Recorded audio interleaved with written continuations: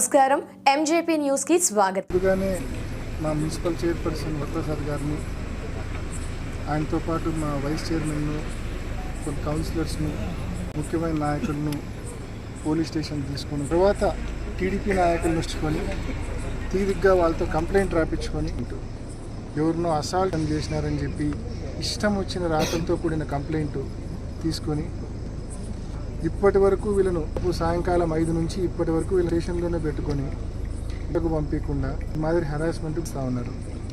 నేను ఒకటే అడుగుతూ ఉన్నా, నేను మధ్యాహ్నమే చెప్పిన, నేను మాట చాలా స్పష్టంగా మధ్యాహ్నం ఇవాళ ప్రెస్ మీట్లో చాలా స్పష్టంగా పోలీసులను అడ్డం పెట్టుకొని మాత్రమే మీరు రాజకీయాలు చేయగలుగుతా ఉన్నారు. ఒక పక్కేమో ఇన్ఛార్జ్ టెక్ రవి అంటాడు, మేము ఎటువంటి హెరాస్మెంట్ చేయదా గడిచిన రోజుల నుంచి అని.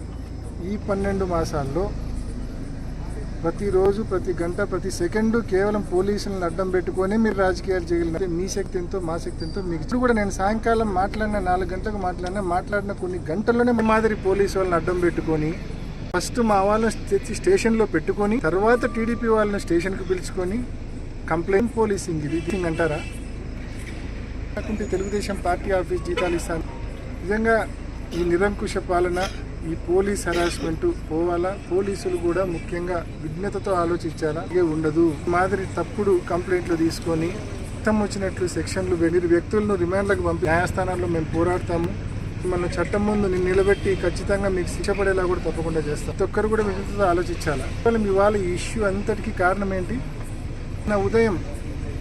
నిన్న ఉదయం మేము కంప్లైంట్ ఇవ్వడం జరిగింది. రాజశేఖర రెడ్డి గారి విగ్రహాలకు ముఖ్యంగా 2 పులివెందుల అంబత్పల్లి రింగ్ రోడ్లు, పులివెందుల అండ్ పార్నపల్లి రింగ్ రోడ్లు, మరి మొత్తం ఆయన స్టాచ్యూ మొత్తం తోరణాలతో, మీ టీడీపీ తోరణాలతో, జెండాలతో పూర్తిగా చుట్టేసినారు, కప్పేసినారు.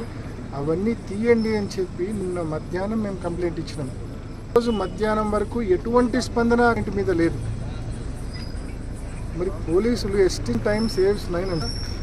వాళ్ళు కనుక స్పందించి ఉంటే ఇంత దూరం వచ్చేది కూడా. రోజు వాళ్ళు నిన్న మధ్యాహ్నం మేము కంప్లైంట్ ఇస్తే ఈరోజు మధ్యాహ్నం వరకు స్పందించకుండా రోజు మధ్యాహ్నం తర్వాత వాళ్ళ మీద ఒక తప్పుడు కంప్లైంట్ తీసుకొని ఎవరినో అసాల్ట్ చేసే ప్రయత్నం మేము చేసినామని చెప్పి తప్పుడు కంప్లైంట్ కౌన్సిలర్లను, మా నాయకులను, కార్యకర్తలను స్టేషన్లో పెట్టి వేధించడము ఎంతవరకు సమంజసం అని మాదిరి తెలుగుదేశం నాయకులను ముఖ్యంగా ఈ ఎల్లకాలం ఈ మాదిరి పోలీసులు అడ్డపెట్టుకుని రాజకీయాలు చేయలేరు. మీరు ఈరోజు ఎన్నికలైపోయి సంవత్సరం అవుతుంది కాబట్టి ఏదో పోలీసులను అడ్డు పెట్టుకొని మీరు రాజకీయాలు చేయగలుగుతారు, నెలకాలం చేయలేరు. పోలీసులు కలకాలం మీ మాట మీ భవిష్యత్తులో గుర్తుపెట్టుకోండి. ఏ రకంగా అయితే పోలీసులను అడ్డు పెట్టుకొని వైసీపీ కార్యకర్తలను, వైసీపీ నాయకులను మీరు హెరాస్ చేస్తూ ఉన్నారు, అదే పద్ధతిలో ఇంకా మోర్ లెజిటిమేట్ గా మీని కూడా రేపు పొద్దున్న భవిష్యత్తులో టాస్క్ లో తీసే కార్యక్రమం కూడా తప్పకుండా చేస్తామని చెప్పి మరి ముఖ్యంగా ఈ స్థానిక ఇన్ఛార్జికి మీ ప్రెస్ మీట్ అయిపోయినాక టీడీపీ వాళ్ళు ప్రెస్ మీట్ పెట్టారు సార్. అందులోనే వైఎస్ఆర్ విగ్రహాలు తొలగిస్తున్నాము, 2 విగ్రహాలు తప్ప, ఓటు చేతనైతే ఎంపీ ఆపుకోమను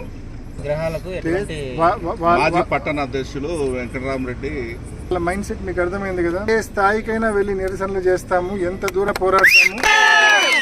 రాజశేఖర రెడ్డి గారు ప్రజల గుండెల్లో ఒక ఎమోషన్, ఆ ఎమోషన్ ను టచ్ చేయాలని చూస్తే అది ఎంతటి వారైనా సరే వారిని ఎదురు. లోపల డిఎస్పీ గారితో మాట్లాడుతున్నా బయటకు వచ్చి 2 నాయకులు ఎవరో కిరికిరి భాష, ఏం పోలీసింగ్ ఏమైతుంది, ఇది వ్యవస్థలు ఏమైతుంది, నాశనం అయిపోతుంది. 2 బండి ఎక్కి డిఎస్పీ పోతా ఉన్నాడంటే ఏం జరుగుతుంది? నిజంగా పోలీసుల మీద అసలు నమ్మకం ఎట్లా పెట్టుకోవాలా? ప్రతి ఒక్కరు ఆలోచించండి. ఈ వ్యవస్థలు మారడానికి, ముఖ్యంగా పోలీస్ వ్యవస్థ సజావుగా పనిచేయడానికి మీ వంతు కూడా, ముఖ్యంగా మీడియా వాళ్ళు మీ వంతు కూడా అడుగుతూ ఉన్నారు. మనం వీళ్ళందరినీ కార్యకర్తల నాయకులను తెచ్చి స్టేషన్లో పెట్టుకొని మళ్ళీ టీడీపీ నాయకులను స్టేషన్కి పిలుచుకొని వాళ్ళ దగ్గర తీరిగ్గా కంప్లైంట్ రాపించుకున్నారు. That is a fact. వీళ్ళని తెచ్చుకొని తర్వాత టీడీపీ వాళ్ళని స్టేషన్ పిలిచి రాపించుకొని అట్లే కంటిన్యూ చేసి బహుశా రిమాండ్కి పెట్టే పరిస్థితి తీసుకొని పోతారు. వీళ్ళు ఎన్ని కట్టుకథలే కదా, ఆ కట్టుకథలు వీళ్ళ గ్రావిటీతో కట్టుకథ రాసింటే అంత గ్రావిటీతో కొన్ని సెక్షన్లు అట్రాక్ట్ అవుతాయి. కాలేదని చెప్తా ఉంది. ఎఫ్ఐఆర్ నమోదు కాకుండానే 5-6 ఇక్కడ పెట్టుకొని ఏం చేస్తా ఉన్నారు అర్థం కాదు. అంటే కంప్లైంట్ కూడా రాకముందు, ఎఫ్ఐఆర్ కూడా కట్టకముందు, కంప్లైంట్ కూడా ఇంకా రాకముందు తెచ్చి ఇక్కడ పెట్టుకున్నాడు.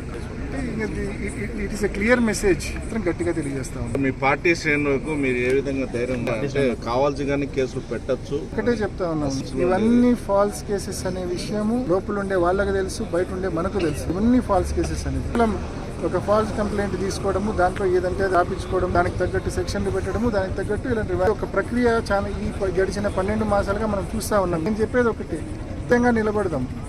ఈ అరాచకాలు ఎల్లకాలము నిలబడవు. శిశుపాలు నీ పాపాలు పండినట్టు వీళ్ళ పాపాలు పండి చాలా దగ్గరలో ఉంది. అది పండినప్పుడు ఊరు కాపాడలేరు. తప్పులు చేసి అంతవరకు మనం నిబ్బరంగా ఉందాం, సంయమనంగా ఉందాం.